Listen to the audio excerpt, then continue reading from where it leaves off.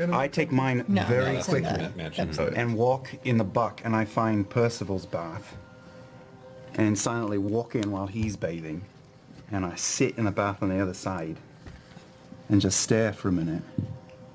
You know you're getting weirder.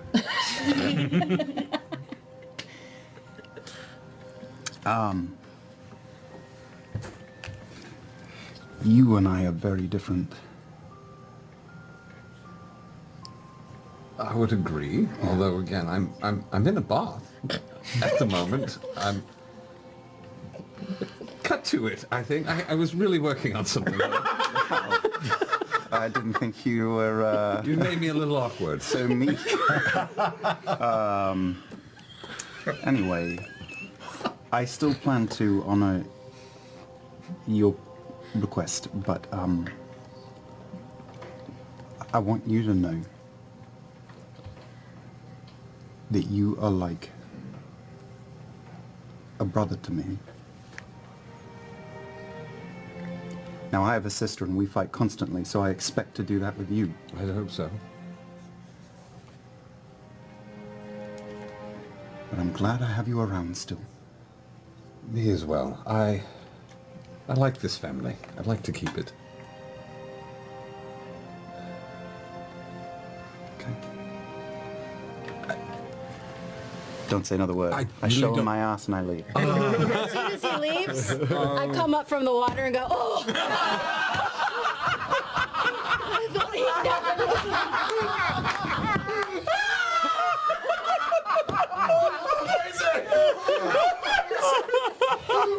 I was so hoping you were going to do that. How big are these fucking bathtubs? They're big bathtubs. That is so gross. That's like a minute long. I love you. That was wonderful.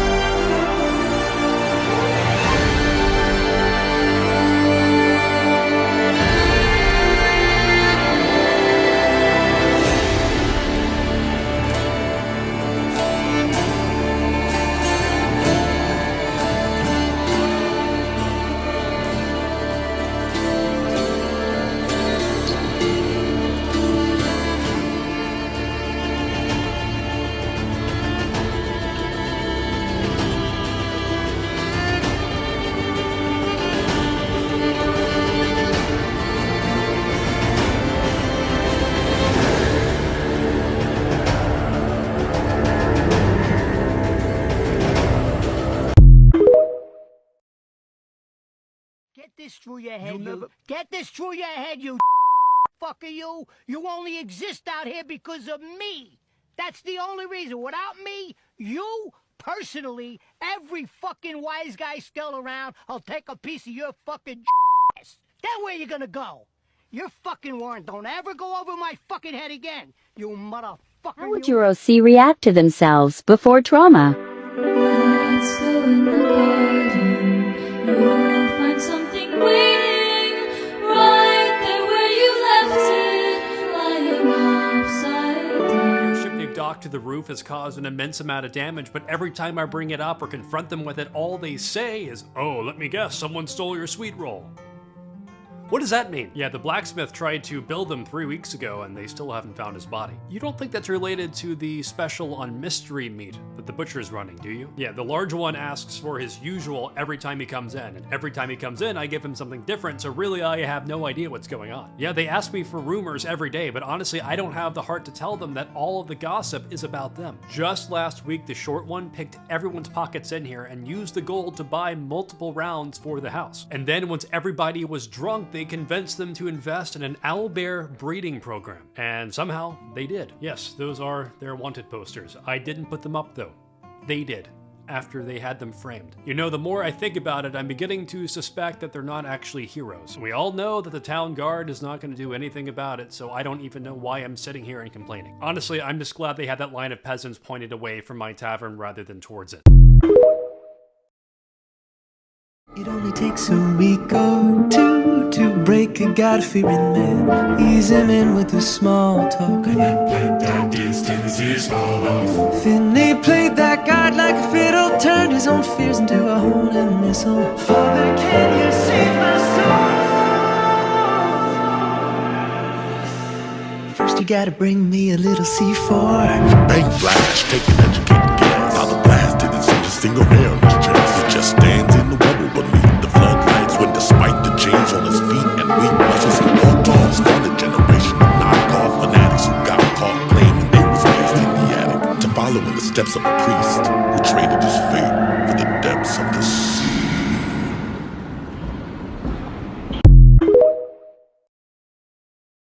I swear to God, avocados. Dude, speaking of silicone, sorry. Your turn.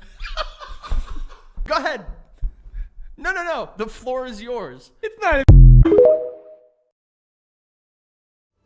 My rancid blood whispers to me. Kill, kill, and kill again. My ruined body yearns to reap death in the world. And when this foul urge calls, it possesses my whole being. Injured beyond repair, I know nothing besides this. I must resist the dark urge, lest it consume my mind. I must discover who I was and what happened to me before my twitching knife hand writes a tragedy in blood.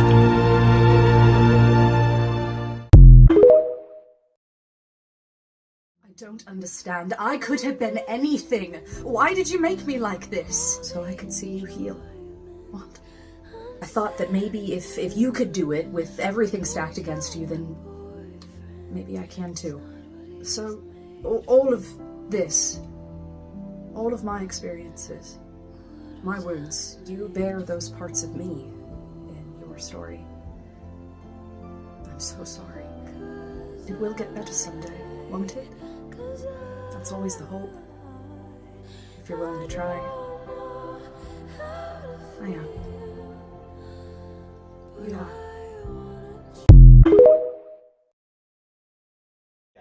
So the fairy person that you've been talking to, they finally respond back, and they tell you this rich backstory that begins with once upon a time. The story's really cool. Can you just listen? You can certainly try. You can certainly try. Well, you can certainly try. Alright, and then you open the door, and it creaks very loudly as it opens.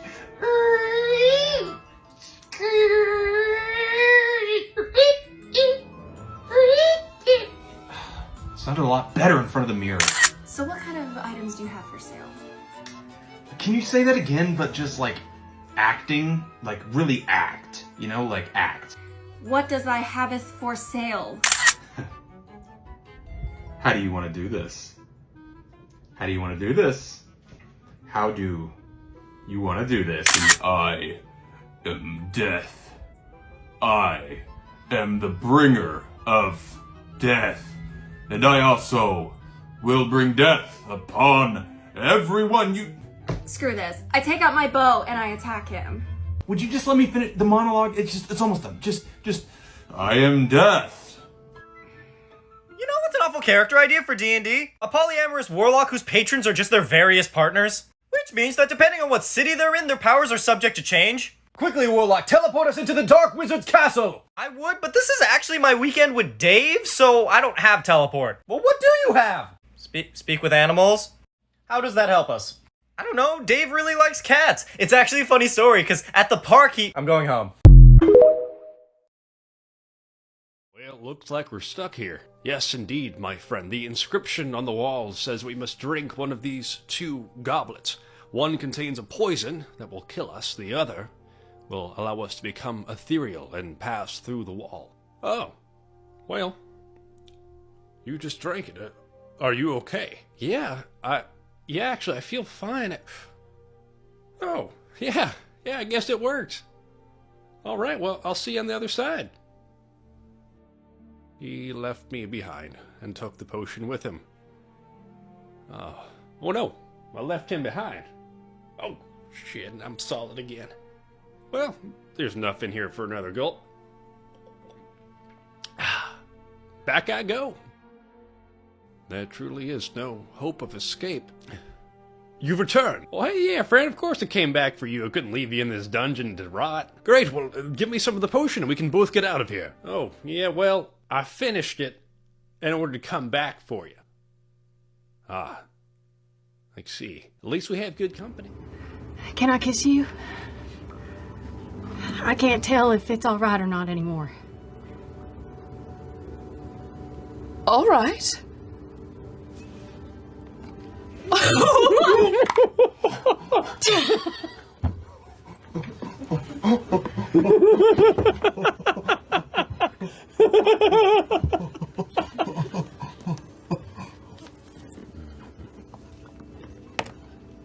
All right. All right, so I will. I do. I kiss her.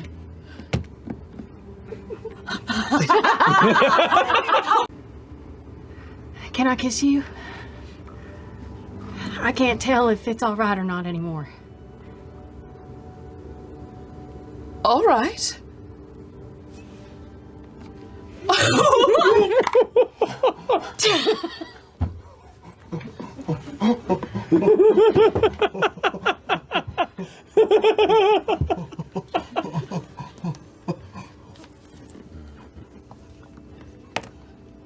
All right. All right, so I will. I do. I kiss her.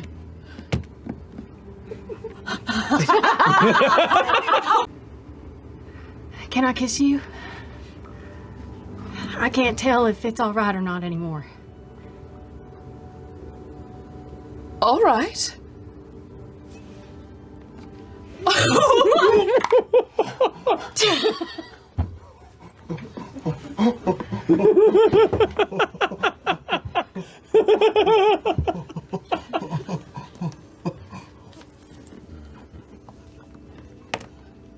All right. All right, so I will. I do. I kiss her.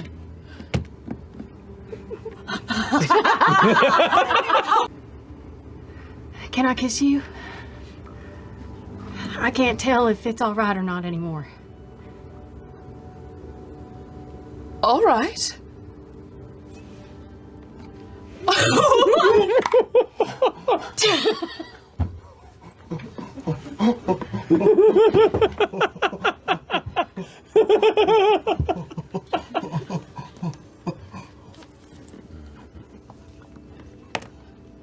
All right. All right, so I will. I do. I kiss her.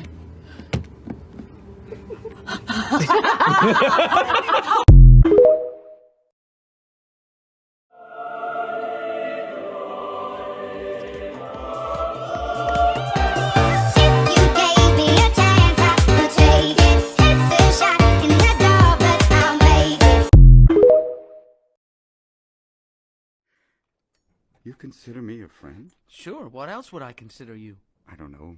An embarrassment, a way to rebel against your parents, a desperate cry for help, the list is Hey, endless. DM, great session, man. One little suggestion. The combat felt a little sloggy. Maybe you could speed it up for future sessions. Alright, so you've got 3 goblins attacking you. That's 2 misses, 1 hit for 4 damage. Alright, your turn. Okay, cool. Let me just double check something really quick.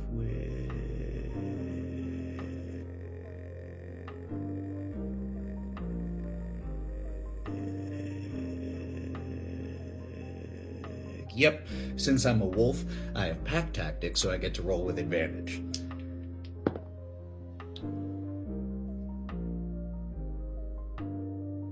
That's a 12 for the first. And 23 for the second, so hit. Okay, Rogue, you're up. Alright, so for my turn, I hit, and I have sneak attack. So that is first 4 damage, followed by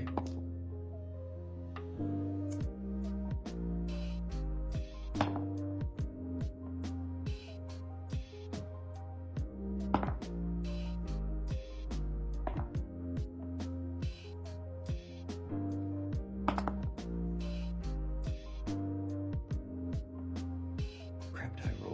4, 5. 25 damage. Noted. And wizard. Oh, yeah. Okay, cool. Let me just see what spells I have prepared for today. Crap, I forgot to switch them out when I rested. Give me just 1 second. One of the least reassuring phrases that you can hear from your resident brooding NPC is that everything is fine. You're approaching the church. Door is closed. He knocks on the door. You hear, like, scuttling kind of going around from inside. Sounds like a chair being knocked over. And then just from the other side of the door you hear, "What do you want?" Hello there. Sessions are closed for today. Do you mind if we take a look inside? I do. Go away. Oh. Well. Whoa, why is that? If you want to repent, come back later. I think we just wanted to give it a look inside, see what the facilities are. Well, you'll have a chance to look at it later. You alright there, partner? I'm fine. You seem a little stressed. Can you tell Win where I am? No. Not unless you let us inside. You hear the door being locked. Alright. He'll find me eventually. I could help you if you're hurt. I'm not hurt. You sure? Yes. Why did you have your sword out earlier? Are you sure everything's alright? Everything is fine. Speaking of surprises, Squid. Yeah? I have something up my sleeves. Is it a banana? No, it's an automated gun turret. Fun. We're having fun. We're having fun. We're having a good time. We're in a warehouse at 1 a.m. playing this right now. I'm sorry for wasting everybody's time. I hope this all stays in. I'm not gonna sleep tonight. It's 3 a.m. in a warehouse in Hollywood. We're at a warehouse in Hollywood at 1 a.m. Multiple 3 a.m.s per warehouse. So it's 2 a.m. in a warehouse in Los Angeles. He was like, "What do you want for your birthday?" "Oh, I want to be in a warehouse at 2 a.m. Was there a reason this season was filmed back to back in the middle of the night in a freezing warehouse? Again, 3 o'clock in the morning in a very cold warehouse. What about? Sorry. I'm sorry. There you go. That's what happens when you get 3 a.m., Lou. There was so many flies in that warehouse that we were in at 3 a.m. It is 2 a.m. I was in a warehouse. Yeah, I want It you to- is 6 a.m. No, it's 5:28 p.m. and we're sleeping. We're in a warehouse. It's 5 a.m. It is 11:55. That's a 16. We're at a warehouse. It's 4 a.m. It is now 4 a.m. in a warehouse. We've been here for in 18 hours. It is 5 a.m. in Vegas. We are in a warehouse and people are betting on us. It is 6 a.m. in a warehouse. There it is. You got in it. La Cienega. Well, damn. It's 2 a.m. in a warehouse. Ebony's been here since. Cheers to Ebony. It's not fair. To Ebony Harden, the woman who saved us from the fire marshal in A Crown of Candy, and also has been here since the very first episode of the show.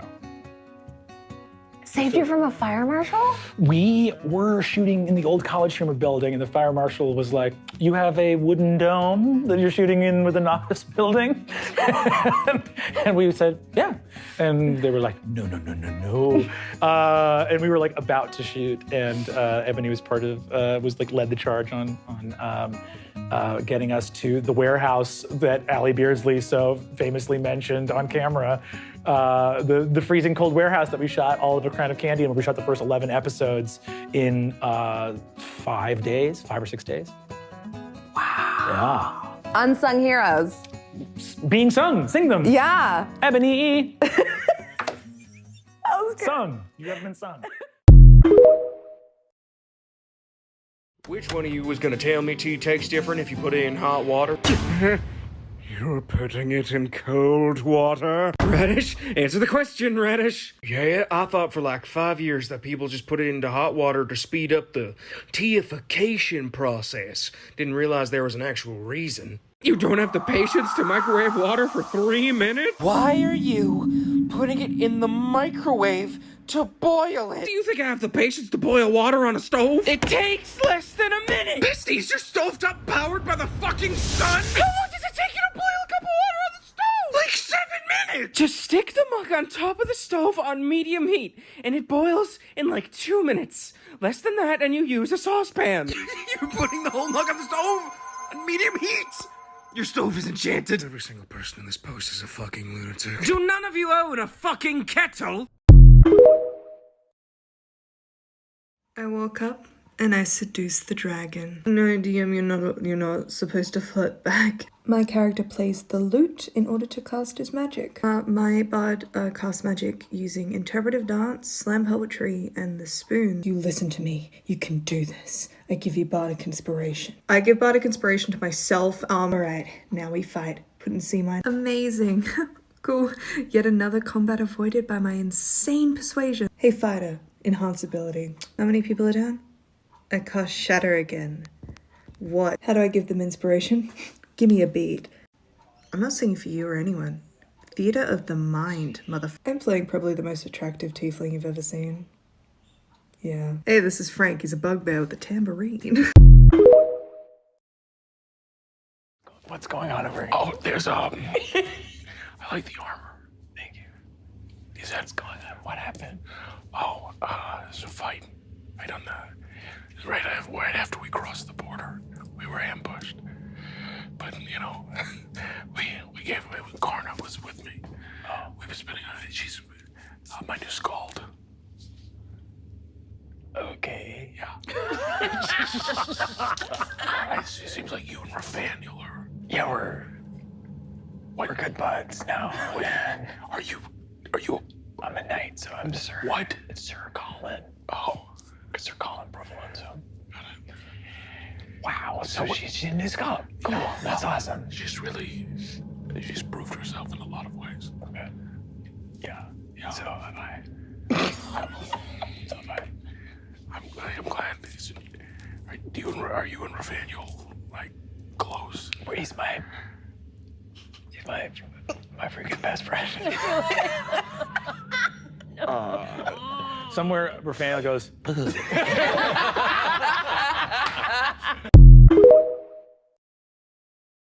Rule that upsets me the most in Dungeons & Dragons 5th edition is that advantage does not stack. It makes no sense that if the cleric casts Guiding Bolt to grant advantage to hit a target, the barbarian uses reckless attack, another party member takes the help action, or you have the 9th level spell Foresight, that all of that just washes away to advantage. What? That feels so bad. But I'm not just ranting, I'm coaching, so my homebrew tip here is that every additional advantage you get after the first advantage is a simple +2 added onto the roll. Every single time. So that scenario I just said with 4 advantages would be advantage, and those other 3 advantages would turn into +2s for an advantage +6. Now, if that sounds crazy and that would be like a guaranteed hit or something due to bounded accuracy, then yeah, it should be a hit. Look at all those things contributing towards the hit. Look at those party members playing together, thinking creatively to accomplish something. Why not reward that creative play and teamwork? And if that is what breaks the game, then I'm fine with it because that's awesome. And if you want to get a boon of permanent advantage in your D&D game, then hit that subscribe button.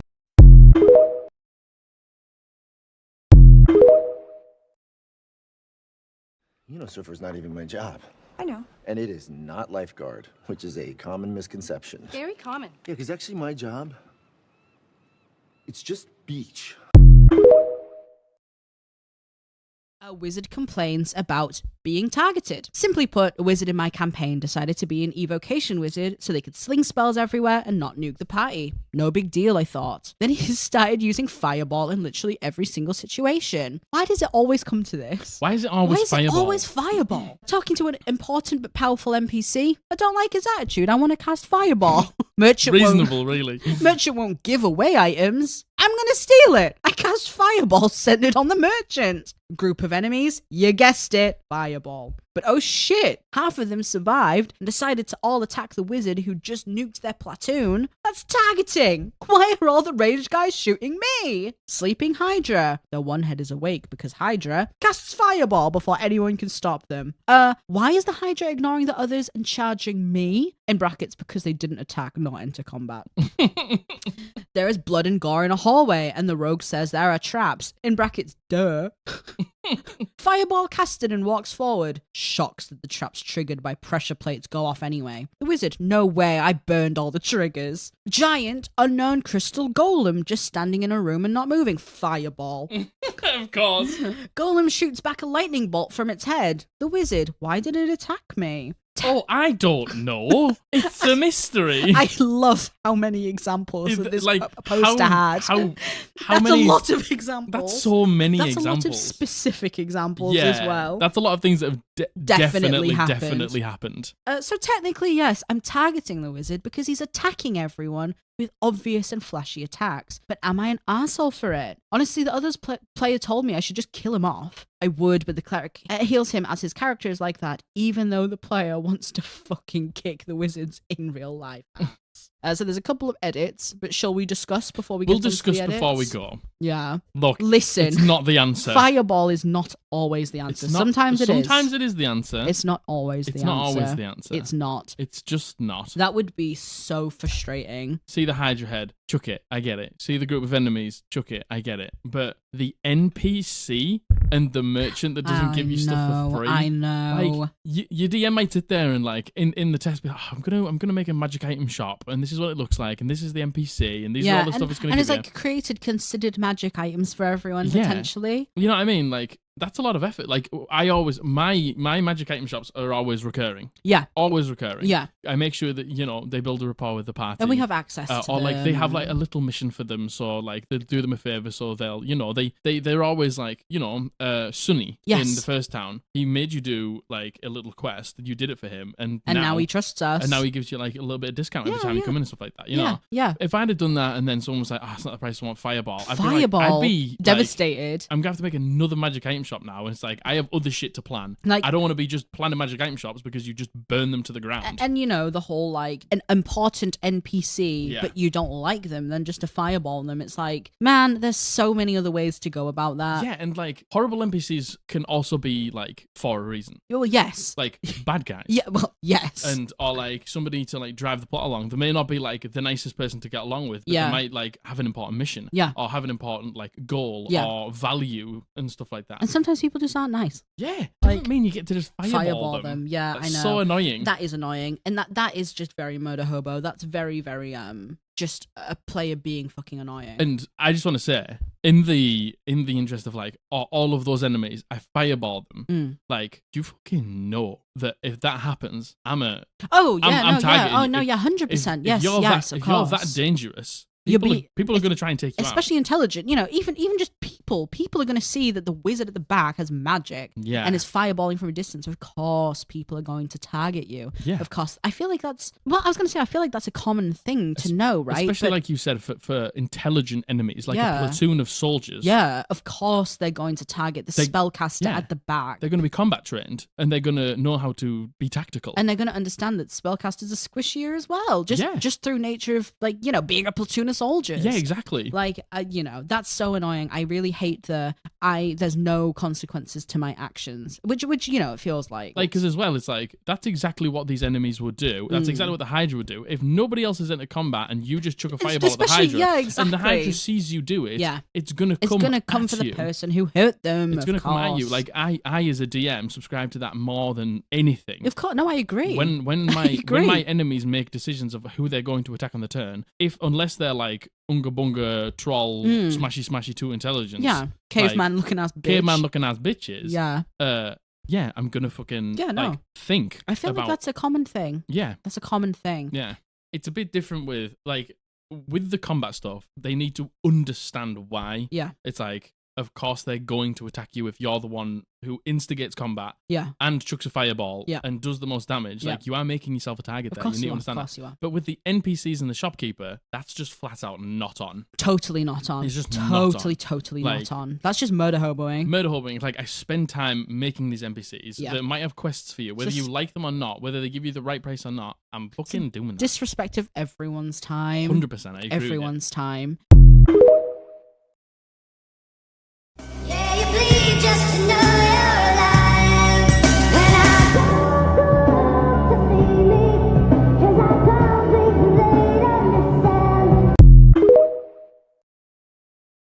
She's talking common, right? Yeah, she's talking common. What's your story, Cassidy?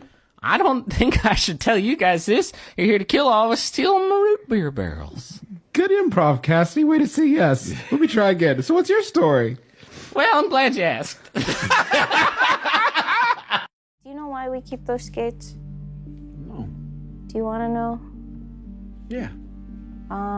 Those are kind of...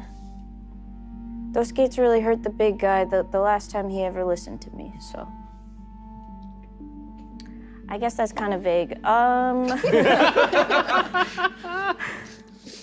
Just, when the big guy was a kid, he stood up for his little sister, and then this big bully cut him up real bad with those skates, and that's why they live here with me. And he doesn't really remember that, but I do. So that's why I don't deserve to be listened to, and I just kind of try to make my way in the city. I think it's time to unlearn that lesson. Okay. We've talked about balls so much in this season, and I almost wept. I almost just started fully crying when you said it's time to unlearn that lesson. That's right. Okay, we cut back to Wilton and the balls.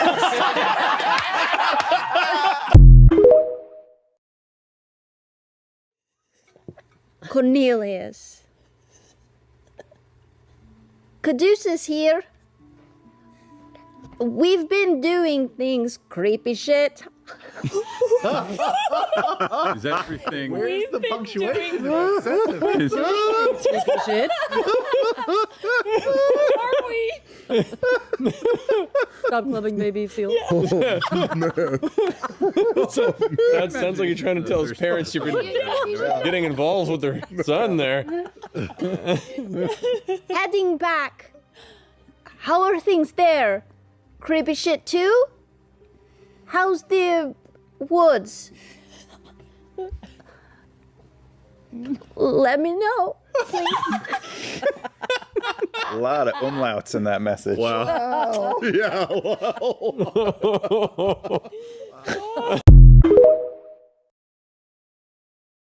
Thank you for watching. If you liked the video, please like and subscribe to the channel for more content like this, and I'll see you all next week. The last video will not be about D&D, and later. Just need to let you know there was a murder in the apartment complex yesterday. Oh my god, that's terrible. Well, I hope the police can solve the case.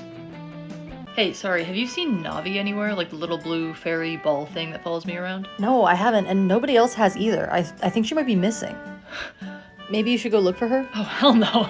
Hey, would you like to help me steal a super duper secret and valuable microchip from one of the most powerful men in the world? Look, I'm like a low-level henchman at best, and like a random civilian dude at worst. I really think you're gonna want someone more qualified. Okay, Commander Shepard, so the Reapers killed you, and then that paramilitary group Cerberus brought you back. So what's the plan now? Get a new ship and leave. Oh, you don't want to, like, start working with Cerberus? Like, to go after the Reapers that killed you? So, I don't really want to work with Cerberus because of that time they killed my entire crew. And I don't really want to go after the Reapers because I tried and they killed me, so clearly I can't beat them. So, no. So these 15 people are the underlings of the person who collapsed all of society, and they're super far gone and fucked up. So here's my solution, ready? We put them all in a giant simulation of a tropical island while the computer, which is also a bunny, tries to rehabilitate them. Okay, so hear me out. These people are incredibly dangerous to the entire world, right? And we seem to have them captured here or something because you're gonna put them into the simulation, right? Right, yeah, we have them here. Yeah, what if instead of doing that, we just kill them? Okay, I got the mail. Let's see. Bills. Oh, a letter that says it's from my wife. Well, that seems pretty impossible because she died 3 years ago and also I was the one that killed her, so I'm gonna go ahead and not believe this. Hey, you know how we escaped the ship and crash landed on this planet? Well, the Jedi Sentinel that's really important to the war effort also crashed here, so maybe we should go look for her. Like just you and me? Yeah. Dude, it's an entire planet. Like, how have we... Okay, what if instead of doing that, we get back in touch with some of our commanding officers and they send like 1 million guys to look for her, and that way I don't have to win her as a prize in a bike race. So what's your thing, Jody? Like, what's your deal? Me? Yeah. Oh, I'm normal. Oh, you're not gonna say that you have like a connection with an entity or that you have like a ghost bestie or anything? No, that seems like information that I wouldn't give out for any reason ever, much less for a high school game of Truth or Dare. Hey Barrett, what are you up to? Oh, well, I was thinking about hiring Tifa's childhood friend to join our eco-terrorist group, but the guy's kind of an asshole, and also he doesn't seem to care about our mission, like, at all, so I think I'm just not gonna do that. Come on, please join the literature club? Sayori, I'm sorry, but I already told you, it's just not my thing. Okay, no, I respect your decision. Hello, my name is Connor. I'm the android sent by Cyberlife. Are you talking to me? Yes, Lieutenant, we're to work together. Oh, Doc, I'm not a lieutenant anymore. I got fired years ago for like 45 totally valid reasons. I think the Joker allowed himself to be captured. He has some kind of plan. Huh, okay, that's scary. Are you gonna go into the asylum with him to, like, figure out the plan? No. We're gonna move him somewhere else. Why the hell would I go? You know, if I was being actually reasonable right now, I wouldn't be here because I would have gone to therapy years ago.